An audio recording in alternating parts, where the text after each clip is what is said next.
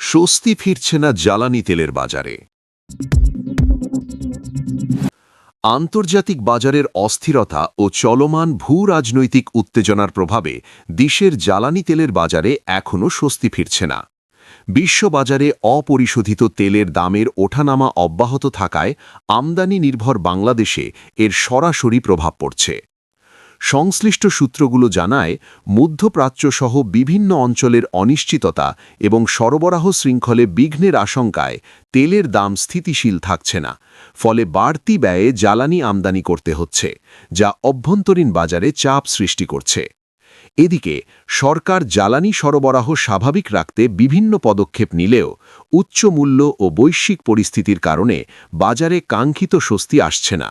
এর প্রভাব পড়ছে পরিবহন ব্যয় ও নিত্য প্রয়োজনীয় পণ্যের দামে, যা বাড়াচ্ছে সাধারণ মানুষের জীবনযাত্রার খরচ।